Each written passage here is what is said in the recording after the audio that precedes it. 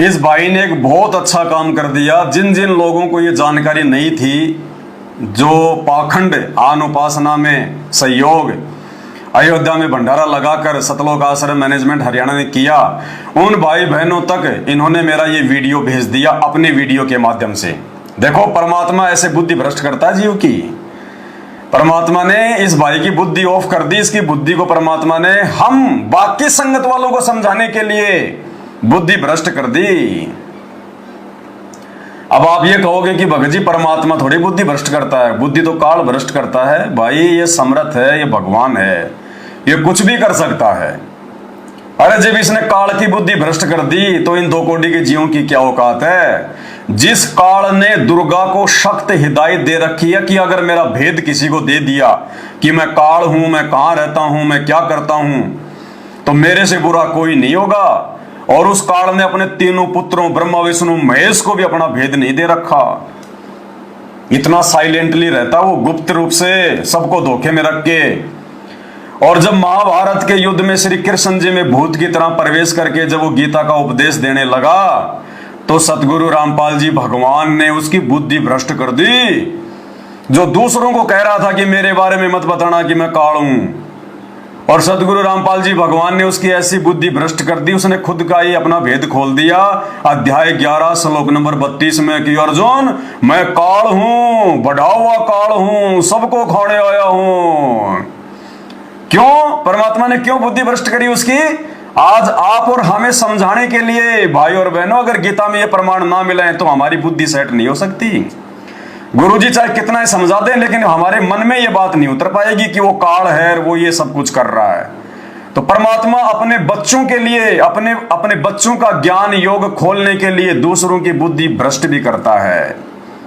और बुद्धि भ्रष्ट होने की करता है जिनकी पहले से बुद्धि भ्रष्ट चल रही होती है।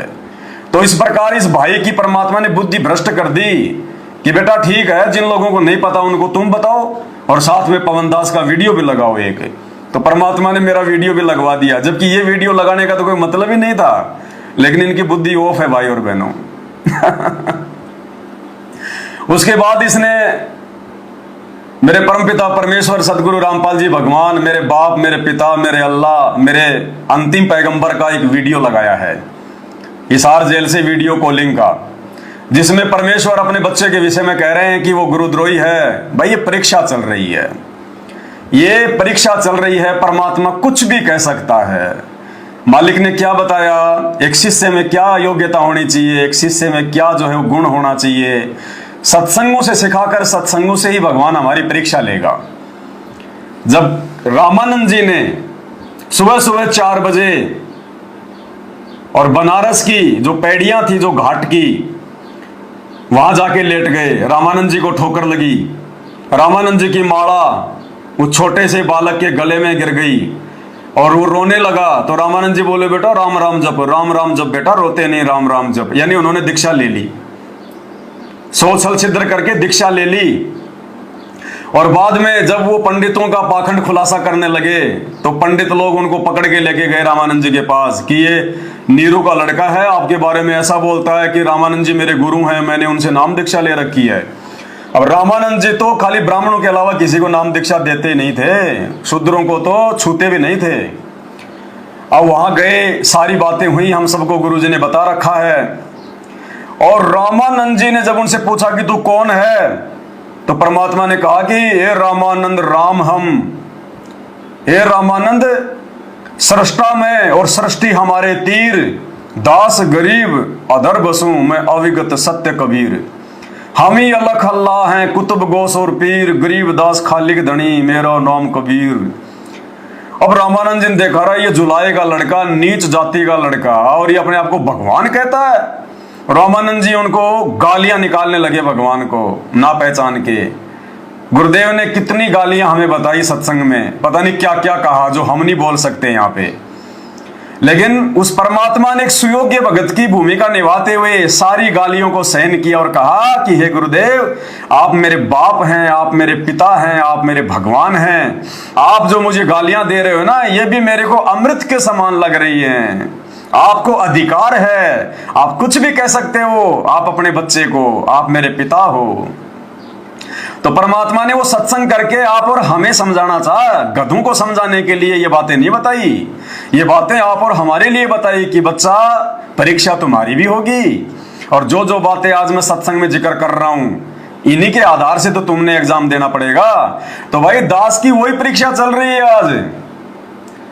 आज मेरा बाप, मेरा भगवान, मेरा पिता मेरे को गुरुद्रोही कहे, चाहे गुरुमुखी कहे, चाहे राजा कहे, चाहे रंक कहे, चाहे गधा कहे, चाहे कीड़ा कहे, ये मेरा बाप है, मेरा महबूब है, मेरी आत्मा का पति है, परमेश्वर है, परमात्मा है। ये मेरे शरीर का हर एक हिस्सा है, मेरी आत्मा है, मेरा परमात्मा है। और ये चाहे मुझे बढ़वा कहे, चाहे गुंडा कहे, चाहे लफंगा कहे, चाहे हरामखोर, हरामजादा, नीच, कमीण, कुछ भी कहे, इनको अधिकार है। और जितना ये मेरे बारे में इस प्रकार से बोलते हैं, मेरे अंदर उतना ही उत्साह उत्पन्न होता है, उतना ही मेरा विश्वास बढ़ता है कि परमेश्वर ने इस परीक्षा के लिए इस कुत्ते को निमित्त बनाया। परमात्मा ने इस लाखों की संगत की ज्ञान आधार से परीक्षा लेने के लिए इस पवन दास, इस कुत्ते को निमित्त बनाया भगवान ने। ये भगवान इस दुनिया की सबसे बड़ी फिल्म में, जो आने वाले समय में पूरी दुनिया देखा करेगी, वर्ल्ड की सबसे बड़ी फिल्म, हॉलीवुड बॉलीवुड तो कुछ नहीं है, ऊंट के मुंह में जीरे के बराबर। वर्तमान में जो ये फिल्म बन रही है 2014 के बाद से, इस फिल्म को आने वाले समय में देवी देवता भी देखा करेंगे। और उस फिल्म में परमात्मा ने इस कुत्ते को, इस पवन दास को हीरो का रोल दिया भगवान ने। मैं तो मर जाऊं अपने भगवान के चरणों पे, मेरे खून का टपका टपका मैं तो अपने गुरु जी के चरणों में न्योछावर कर दूं, टपका टपका। एक आदेश मेरा भगवान मुझे देखे तो देखे। ये दास तो इस कदर अपने भगवान पे समर्पित है, तो मुझे तो बड़ी खुशी होती है, मुझे बड़ी प्रसन्नता होती है, क्योंकि परमात्मा मुझे अंदर से हिम्मत देता है कि बेटा क्या खेल चल रहा है, ये परीक्षा है। इन्होंने मेरे ऊपर मुकदमा करवाया गुरुजी का नाम लेके, गुरुजी को उल्टा सीधा कह के, उस अंतर्यामी भगवान को आम व्यक्ति मान के मेरे ऊपर मुकदमा करवाया। गुरुजी को मेरे मुकदमों में इन्होंने जो है वो गवाह बना दिया। मेरा बाप है, मैं जेल में गया तब लोग मुझे कहने लगे, रे तू रामपाल के गुण गा रहा है और रामपाल ने तेरे को जेल में भेज दिया। मैंने कहा भैया तुम नहीं जान सकते इस रहस्य को, वो मेरा भगवान है, वो चाहे मुझे सूली तोड़ दे, चाहे मुझे फांसी तोड़ दे, तो भी मेरे लिए मेरा बाप है, मेरा परमात्मा है। -1 करोड़ प्रतिशत भी इस कुत्ते के मन में अपने गुरुजी के प्रति दोष पैदा नहीं हो सकता। अरे भगवान अगर मारेगा तो भी ठोर ठिकाने छोड़ेगा। वो कहते हैं ना, अगर खुद का भाई अगर मारेगा तो मार के छाया में पटक के जाएगा। इतना प्यार प्रेम, इतनी मोह ममता होती है। अगर खुद का भाई अगर मार भी देगा तो छाया में पटक के जाएगा। तो भाई ये तो भाई थोड़ी है, ये तो बाप है, बाप। अरे ये अगर मारेगा तो सीधा सतलोक में बैठाएगा, सीधा सतलोक में। और हमने तो सतलोक जाना और मर के जाएंगे, तो भाई इससे बड़ा सौभाग्य और क्या हो सकता है मुझ पवन दास का। इसलिए भाई पवन दास को हिम्मत मिलती है। ये वीडियो भी आपको सुनाऊंगा, वरना लोग कहेंगे कि अपने मतलब का सुना रहा। नहीं, आप इस भाई का पूरा वीडियो देख लेना इसके चैनल पे, एज इट इज 1 सेकंड का भी नहीं काटा दास ने। तो ये लीलामय रूप में, इस परीक्षा के रूप में परमात्मा दास को कह रहे हैं, दास को डांट रहे हैं, दास को फटकार रहे हैं, और साथ में जो एक संजय का नाम ले रहे हैं। भाई वो तो गुरुद्रोही हो चुका है, वो तो अपनी नरक की टिकट जो है कटवा चुका है, वो तो खुद ही स्वयंभू जो है संत बन गया, वो गुरु बन गया। उससे हमारा कोई कनेक्शन नहीं है, कोई लेना देना नहीं है। उसके साथ में झूठा मैनेजमेंट वाले हमारे नाम को जो है वो घसीटते हैं अपने स्वार्थ के लिए। पवन अलग है, संजय अलग है। तो सुन लो मेरे गुरुदेव भगवान का ये वीडियो भी, जिस वीडियो को समझना ब्रह्मा विष्णु महेश के बस की बात भी नहीं है, केवल साथ संगत वाले भाई बहनों के अलावा। करता हूँ, आशीर्वाद देता हूँ और निर्देश देता हूँ कि संजय दिल्ली वाला और पवन जयपुर वाला, ये दोनों हमारे मिशन के विरुद्ध चल रहे हैं। इनको वर्षों पहले गुरुद्रोही घोषित कर दिया था। एक यहाँ से फोन सुविधा है मेरे को प्राप्त है, उसमें मैंने मैसेज भेजा था अपने घर पे और कहा था कि सारी संगत को भेज दो। उस ऑडियो को सब जगह भेजा गया। इन दोनों दुष्टों ने उसको झूठा बताया था। आपको ये भी बताना चाहता हूँ कि ये मैनेजमेंट मेरे द्वारा बनाया गया है, मेरे आदेश निर्देश से सब कार्य कर रहा है और एक एक पैसे का हिसाब मेरे पास है। क्या कह रहे हैं परमात्मा? ये परीक्षा है कि ये मैनेजमेंट मेरा ही बनाया हुआ है। और उधर सन 2014 बरवाला कांड के बाद अभी मैंने आपको जो वीडियो दिखाया उसमें परमात्मा ने मैनेजमेंट को रिजेक्ट कर दिया कि ये समिति मेरी नहीं है।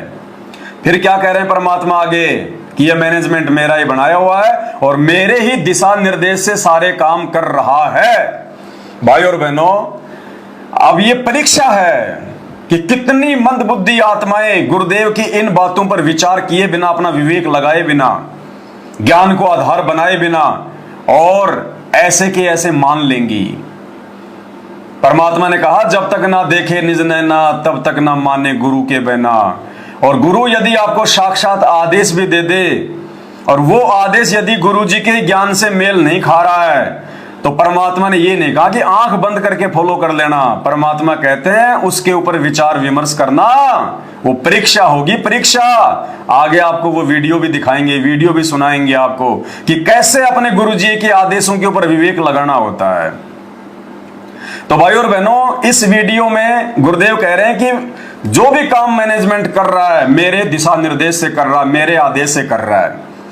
तो भाई परमात्मा अपने ही वचनों को कैसे तोड़ेंगे? अरे जो भक्ति विधान परमात्मा ने 27 साल से सत्संग कर करके बना दिया, वो सत्संगों में रिकॉर्ड हो चुका है। भगवान ने नियम बना दिए कि मेरा भगत यदि उपदेश लेना है, यदि संत रामपाल जी का भगत कहलाना है, मोक्ष प्राप्त करना है, तो मेरे भगत ने कोई भी गेम नहीं खेलना, कोई भी खेल कूद नहीं करना, ताश भी नहीं खेलना, क्रिकेट का मैच भी नहीं देखना, ताश खेलने वालों के पास भी नहीं बैठना। और दूसरी तरफ भगवान हमारी परीक्षा के लिए जेल से इस वीडियो में क्या कह रहे हैं कि मैनेजमेंट जो भी कुछ कर रहा है मेरे आदेश से कर रहा है। तो भाई सतलोक आश्रम मैनेजमेंट ने तो गांव धनाना, जिला सोनीपत हरियाणा में 50 लाख रुपए से धनाना गांव वालों के लिए बैडमिंटन का स्टेडियम बना दिया, स्टेडियम। तो क्या वो भी सतगुरु रामपाल जी भगवान के आदेश से हो रहा है? अरे होगा आदेश से, हमें कोई लेना देना नहीं है, लेकिन हमें आदेश नहीं दिया भगवान ने। जिनको आदेश दिया वो मानो, जो आदेश लेके आया है वो करो, वो उसकी परीक्षा है। लेकिन हमारी परीक्षा क्या कहती है? हमारी परीक्षा ये कहती है, गुरुदेव का ज्ञान आधार ये कहता है कि आपने किसी भी दूसरे या तीसरे व्यक्ति की उस बात को बिल्कुल भी स्वीकार नहीं करना है जो बात उस व्यक्ति के मार्फत आपको बताई जा रही है कि आपके गुरुजी ने ये आदेश दिया है, आपके गुरुजी ने आपके लिए ये आदेश दिया है। हमने केवल अपने गुरुदेव के द्वारा साक्षात जो आदेश दिया जाए, भगत का ये कर्तव्य है कि उसने उसी को मानना होता है। और यदि कोई हमारे गुरुजी की गैर हाजिरी में उनका नाम लेकर आदेश दे रहा है तो भक्ति विधान फिर यह कहता है, तत्व ज्ञान यह कहता है कि जो आदेश आपको दिया जा रहा है आपके गुरुजी के नाम से, उस आदेश को आप अपने गुरुजी के सत्संगों से मेल करो कि आपके गुरुजी के सत्संगों से वो आदेश मेल खा रहा है या नहीं खा रहा है। अगर आपके गुरुजी के सत्संगों के या आपके गुरुजी के नियमों के विरुद्ध वो आदेश है तो वो आदेश उस भगत ने हरगिज नहीं मानना, चाहे ब्रह्मा विष्णु महेश ही आके क्यों ना दें। तो भाई ये जो वीडियो में बोला जा रहा है कि मैनेजमेंट जो भी कुछ कर रहा है मेरे आदेश से कर रहा है, और दूसरी तरफ उसी मैनेजमेंट ने गुरुजी के नियमों के खिलाफ, भक्ति के खिलाफ, गुरुजी के सत्संगों के खिलाफ और धनाना गांव में बैडमिंटन खेलने के लिए 50 लाख का स्टेडियम बना दिया। कभी बीजेपी को वोट डलवा रहा है तो कभी कांग्रेस को वोट डलवा रहा है जो परमात्मा के सत्संगों के खिलाफ है। राजस्थान के पुलिस एनकाउंटर में मारे जा चुके गैंगस्टर, हिंदी में कहते हैं गुंडा, आनंदपाल सिंह की सीबीआई जांच का समर्थन, और राजस्थान के अजमेर में राजपूत करणी सेना की रैली में 5 लाख रुपए का चेक सतलोक आश्रम के द्वारा उनको दिया जाता है। ये मर्यादाओं के खिलाफ है। और एक संत, एक जगत गुरु, वो परमात्मा अगर गैंगस्टरों का सपोर्ट करेगा तो भक्ति क्या आसाराम करवाएगा? ये परीक्षा है, परीक्षा। भाई इस परीक्षा में अब की बार हमें फेल नहीं होना है। परमात्मा ने ज्ञान अगर ढंग से ठोक बजा के दिया है तो परीक्षा भी वर्तमान में ठोक बजा के लेगा। तो परमेश्वर का ये जो वीडियो है ये वो परीक्षा है, वो परीक्षा। अब ये तो अंतर्यामी है, इनको तो सब कुछ पता है। भाई एक बात बताओ, परमात्मा अंतर्यामी है, जानी जान है, सब कुछ जानने वाला है, लेकिन लीला क्या करता है परमात्मा? हम जब आश्रम में जाते हैं तो गुरुदेव हमसे पूछते हैं बेटा तेरा नाम क्या है? क्यों भाई? भगवान है, परमात्मा है, तो क्या इनको हमारे नाम का नहीं पता? इनको तो हमारे असंख्य जन्मों के नाम का पता है। फिर भी परमात्मा एक आम व्यक्ति की लीला करता है कि बेटा नाम क्या है। कोई व्यक्ति जाके इनके सामने रोता है तो ये अंतर्यामी भगवान सब कुछ जानने वाला उससे पूछेगा कि बेटा क्या दुख है, क्या तकलीफ है बेटा। एक समय की बात है, सन 2014, जब मैं भी गुरुदेव के दर्शन करने के लिए लाइन में लगा हुआ था और वहीं खड़ा हुआ था जहां पे परमात्मा जी दर्शन जो है वो देते हुए जो है आगे बढ़ रहे थे, तो मेरे बराबर में एक कोई जो है लड़का था, वो रो रहा था और हम दोनों का नंबर आ गया। वो मेरे से पहले था, उसके बाद में मेरा नंबर था, तो वो रोने लगा जोर जोर से। तो गुरुदेव भगवान ने पूछा बेटा क्या बात है, क्या तकलीफ है, बता बेटा। गुरुदेव ने उससे 4 बार पूछा, लेकिन वो लड़का ज्यादा दुखी था, वो रोता रह गया, उसने बताया नहीं। तो ये भगवान भी आगे बढ़ गया, ये भगवान जानी जान अंतर्यामी भी आगे बढ़ गया, क्योंकि ये जो लीला करता है वो पूरी करता है। तो आज ये परमात्मा होते हुए एक आम संत, आम व्यक्ति की लीला कर रहा है तो पूरी करेगा। भाई आपने बताना पड़ेगा क्या दुख है, क्या तकलीफ है। तो बताइए, परमात्मा तो एक आम व्यक्ति की भूमिका कर रहे हैं, आम व्यक्ति की लीला कर रहे हैं, और 2014 बरवाला कांड के बाद जेल में जाके बैठ गए। अब भाई बाहर संगत में पवन दास क्या कर रहा है, मैनेजमेंट क्या कर रहा है, दूसरे लोग क्या कर रहे हैं, इस बात का एक आम व्यक्ति की लीला के तहत संत रामपाल जी को क्या पता। उनको तो जैसा जेल में बताया जाएगा वो तो वैसा ही जवाब देंगे। अब जेल में कोई पवन दास तो मिलने जाता नहीं है, क्योंकि देशद्रोह का मुकदमा है, बहुत बड़ा मुकदमा है। देशद्रोह के मुकदमे में भक्तों को तो मिलने दिया नहीं जाता। कौन मिल सकता है? या तो उनके जो ब्लड जो रिलेशन वाले हैं, बेटा बेटी भाई बंधु, वो मिल सकते हैं, या फिर भाई इनके जो वकील हैं वो मिल सकते हैं। अब भाई वो भाई बंधु तो मेरे खिलाफ हैं, इनके बेटा बेटी तो मेरे खिलाफ हो रहे हैं, वो वकील ही तो मेरे खिलाफ हैं। तो भाई इनके भाई बंधु, बेटा बेटी, रिश्तेदार और वो वकील पवन दास की अच्छी बातें क्यों बताएंगे? पवन दास तो उन सबके पाखंड की पोल खोल रहा है, उनके अज्ञान का पर्दाफाश कर रहा है। इसलिए इन्होंने गुरुजी को भगवान ना समझ के, परमात्मा ना समझ के, आम व्यक्ति समझकर, क्योंकि हरियाणा में कहावत है कि दीपक के नीचे हमेशा अंधेरा रहता है। अरे भगवान को दूर दूर के भगत जान जाएंगे, पहचान जाएंगे, समझ जाएंगे ज्ञान से, लेकिन 24 घंटे भगवान के साथ रहने वाले धोखा खा जाते हैं। घर का जोगी जोगना, बाहर का जोगी सिद्ध। जिस घर में डॉक्टर होता ना, भले कितना अच्छा डॉक्टर हो, लेकिन उस घर के जो मेंबर होते हैं जब कभी वो बीमार पड़ जाते हैं तो उनको अपने घर वाले डॉक्टर पे विश्वास नहीं होता, और बाहर के लोग उस डॉक्टर का नाम सुन के अपना इलाज करवा के स्वस्थ हो जाते हैं। तो भाई ये हालत है गुरुजी के इस परिवार की, गुरुजी के साथ रहने वाले इन कोऑर्डिनेटरों की, उनके बेटा बेटियों की भक्ति मार्ग में। तो इन्होंने क्या किया? इन्होंने देखा ये पवन दास तो सारा ही भांडा फोड़ कर देगा, बड़ी मुश्किल से तो भक्तों को ठगने का मौका मिला है। काल ने सोचा भाई बड़ी मुश्किल से तो मैनेजमेंट वालों की चोटी मेरे हाथ में आई है, और इधर से ये पाखंड का खुलासा करने लग गया, तो भगत तो समझ जाएंगे, तो इस पवन दास का पत्ता साफ कर दिया जाए। तो पहले तो इन्होंने मेरे को जान से मारने का प्रयास किया, मेरे ऊपर जानलेवा हमले करवाए। वो वीडियो मैं काफी बार संगत में डाल चुका हूं। मेरे घर में घुस के इन्होंने मेरे को जानवरों की तरह मारा, सारनामियों ने। मध्य प्रदेश में गया तो वहां का स्टेट कोऑर्डिनेटर विष्णु साहू, वो अपने 8-10 साथियों को लेके आ गया, तलवार वगैरह लेके। वो वीडियो भी मैंने संगत में डाला, वो कैसे मेरे को जानवरों की तरह मार रहे हैं। लेकिन भाई हमें भगवान ने भगत बनाया, हम तो उल्टा जवाब नहीं देंगे, उल्टा जवाब नहीं दे सकते बिल्कुल भी, 1% भी। इन्होंने मेरे को मारा पीटा।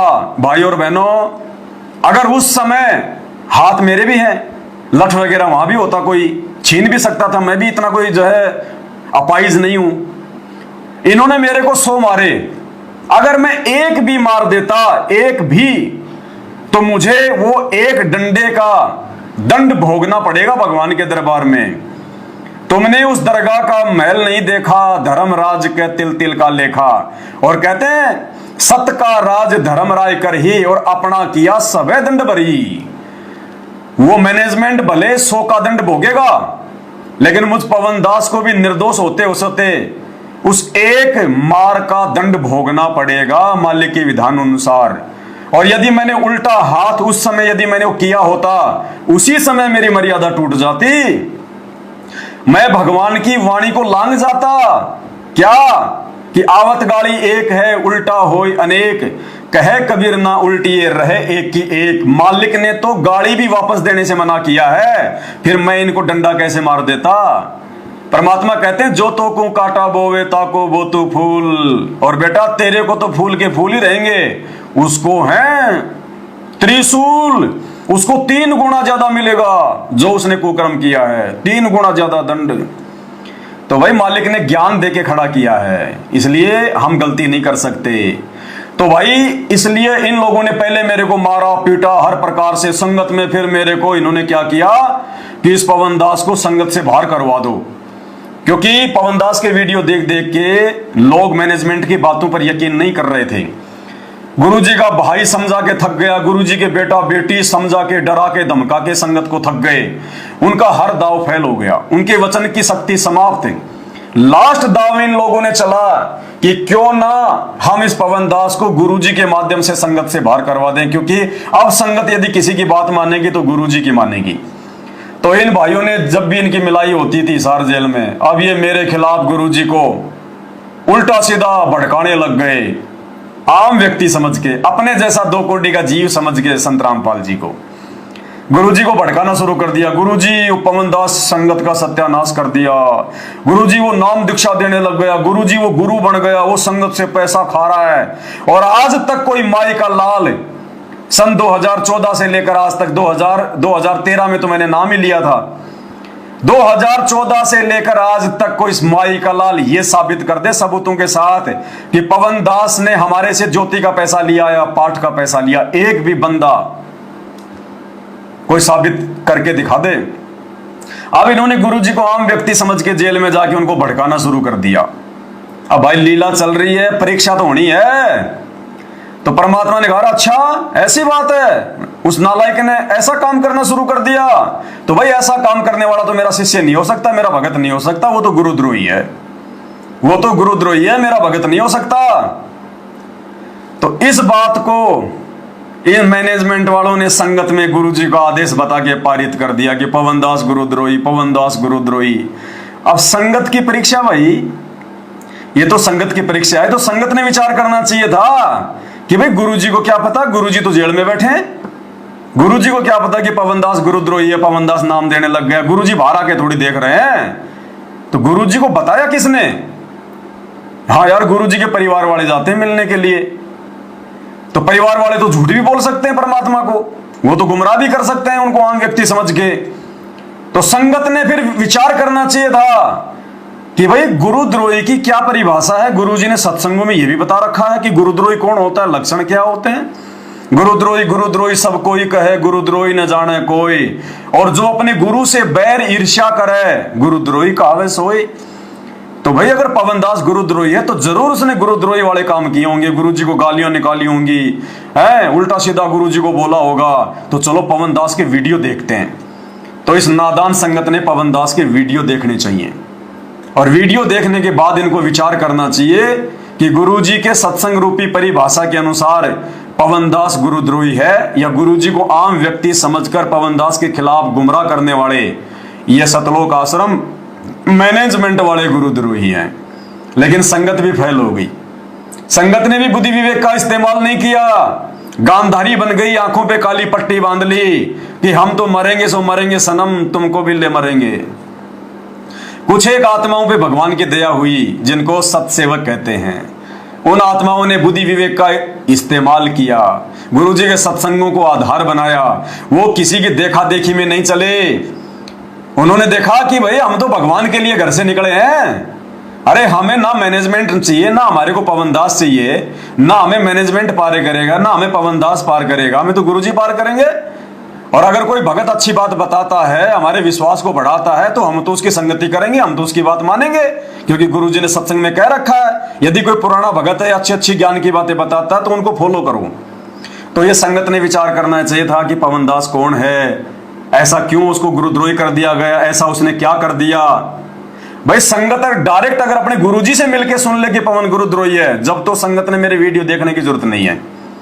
डायरेक्ट ये ऑडियो वीडियो सुन के नहीं, ये तो काल का जाल है, ये तो भाई साहब काल का जाल है। एक फिल्म में चार जो है धर्मेंद्र होते हैं, एक फिल्म में डबल रोल होता है अमिताभ बच्चन का, एक बाप और एक बेटा, दोनों की एक जैसी शकल, दोनों आपस में बातें करते हैं। ये काल का षड्यंत्र है, ये कलयुग है, मशीनरी युग है। ये ऑडियो वीडियो के माध्यम से हम वो नहीं कर सकते जब तक साक्षात आप अपने गुरुजी से मिलके ना जान लो कि कौन गुरुद्रोही है कौन सही है। मैं गुरुद्रोही नहीं हूं, और फिर भी यदि आप जाके डायरेक्ट जेल में गुरुजी से मिले और गुरुजी ने कह दिया कि बेटा वो गुरुद्रोही है, तो भले मैं गुरुद्रोही नहीं हूं, लेकिन आपने उस समय अपने गुरुजी के आदेश को मानना पड़ेगा। और आपके गुरुजी के नाम से उनके ऑडियो वीडियो दिखा के चाहे कोई लाख कुछ कहे, अध्यात्म इसकी इजाजत नहीं देता है कि किसी की देखा देखी। अरे कोई आदमी कह रहा है तो मोबाइल भी तो कह रहा है, मोबाइल कौन सा अपना गुरुजी है। जैसे कोई भगत कह रहा है कि भाई पवनदास गुरुद्रोही, गुरुजी ने कह दिया, तो उसकी बात हम क्यों मानेंगे ऐसे, वो कोई हमारा वो गुरु है क्या। तो ऐसे ये मोबाइल कह रहा है, तो मोबाइल हमारा कोई जो है गुरु है क्या। अब मोबाइल में कौन बोल रहा है। अरे गुरुजी ने कहा कि अगर मैं सामने हूं तो मेरे को दंडवत प्रणाम करो। अब मोबाइल को हम कैसे दंडवत प्रणाम करेंगे भाई। तो ये बुद्धि विवेक की संगत की भाई बहनों ये परीक्षा थी, और परमात्मा ने इस दास को निमित्त बनाया इस परीक्षा के लिए, गुरुदेव भगवान ने। अरे भैया गुरुद्रोही क्या होता है तुमने देखे नहीं, तुमने गुरुद्रोही। अरे गुरुद्रोही अगर देख लो ना तो तुम्हारे वो 4 दिन तक खाना भी अच्छा नहीं लगेगा। वो तुम्हारे गुरुजी के खिलाफ इतना उल्टा सीधा गाली गलौज पता नहीं क्या क्या बोलेगा। हरियाणा में जाके कभी गुरुजी का जिक्र करना, कभी हिसार में जाओ, कभी जाओ रोहतक में, सोनीपत में, तो वहां पे संत रामपाल जी का जिक्र करना कि संत रामपाल जी भगवान है, ये परमात्मा है, ये राम के राम है। फिर तुम्हें पता चलेगा कि गुरुद्रोही कौन होता है। जब वो गालियां निकालेंगे तुम्हें और गुरुजी को, तब पता चलेगा कि गुरुद्रोही क्या होता है। तो भाई ये संगत की परीक्षा है, इस दास की परीक्षा है, मेरे सत्सेवक भाई बहनों की परीक्षा है, और उधर से उस मैनेजमेंट की परीक्षा है। अब इसका रिजल्ट आएगा भाई बहुत जल्दी, और रिजल्ट आने के बाद में लोग रोएंगे सर पे हाथ रख के रोएंगे कि हम इतने मूर्ख क्यों बने रहे। अरे भगवान ने सोशल मीडिया दे रखी थी। अगर मैनेजमेंट ये कहता है कि पवन दास के वीडियो देखोगे, उसकी संगति करोगे तो नामखंड हो जाएगा, तो हम संगति नहीं करेंगे। लेकिन मोबाइल में तो अपने घर पे देख सकते हैं, रात को देख लेंगे। कौन सा मैनेजमेंट तुम्हारे पास में बैठा हुआ है। इस मोबाइल में तो आते हैं पवन दास की वीडियो, फेसबुक पेज ओपन करो, पवन दास इज लाइव, देखो वीडियो। कह कबीर सोई जन मेरा जो नीर गिर का करे नहीं मेरा। लेकिन भाई सब के सब गांधारी बन के बैठ गए, और अब सबकी मर्यादा खंडित करवा दी इस मैनेजमेंट ने। सबकी मर्यादा, स्टेडियम बना के, अयोध्या में भंडारे लगा के, राजनीति करवा के। राजनीति से गंदा काम तो दूसरा भक्ति मार्ग में है ही नहीं। आन उपासना में सहयोग करवा के, गैंगस्टरों की सीबीआई जांच करवा के, भक्तों के दान का 11-11 लाख रुपए जाट आरक्षण में दे दिया। गैंगस्टर आनंदपाल की सीबीआई जांच में 5 लाख दे दिया। वो तुम्हारे पैसे का भंडारा करेंगे। अरे वो राजपूत मूंछों के लगा के तावर, वो शराब पिएंगे, बियर पिएंगे, होटलों में जाएंगे। वो जाट आरक्षण समिति वाले वो हुक्का पिएंगे, तंबाकू पिएंगे। सबकी मर्यादा खंडित करवा दी, सबकी मर्यादा, तुम्हारे दान धर्म का सबका दुरुपयोग करवा दिया। क्यों? क्योंकि तुम लोगों ने ज्ञान को आधार ना बना के इस परीक्षा के टाइम में उन कुपात्रों पर आंख बंद करके विश्वास कर लिया। तुमने उन कुपात्रों को ज्योति पाठ और दान का पैसा दिया। आने वाले समय में ये जो युग परिवर्तन 2028 शुरू हो चुका है, जगत वालों से ज्यादा दुर्गति संत रामपाल जी के भक्तों की होगी, जिन्होंने गांधारी बनने का सबूत दे दिया है। तो भाई ये परीक्षा चल रही है। तो इस वीडियो के ऊपर यह विश्लेषण करना दास के लिए बहुत जरूरी था, क्योंकि ये मेरा भगवान है, मेरा परमात्मा है। ये मुझे कुछ भी कहे, चाहे मैं गुरुद्रोही हूं या नहीं हूं, लेकिन मैं इनका हूं, इनका। और जब कोई इनका हो जाता है, उसी को ये बोलता है। ये काल के जीवों को नहीं डराता, काल के जीवों को नहीं धमकाता, काल के जीवों को कभी डांट नहीं मारता भगवान। भगवान उसी को डांट मारेगा जिससे भगवान प्यार करता है, सबसे ज्यादा जिससे प्यार करता है। अरे आप अपनी पत्नी को धमकाओगे, मान लीजिए कभी आपका मूड खराब हो गया या और कोई बात हो गई, तो आप अपनी पत्नी के ऊपर गुस्सा निकालोगे, आप अपनी पत्नी को डांटोगे, धमकाओगे, या आप जो है मतलब पड़ोसी की पत्नी को जाके धमकाओगे। अगर पड़ोस वाली को धमका दिया ना तो शाम पहले मुकदमा तैयार है, तुम्हारा मुंह फोड़ देंगे।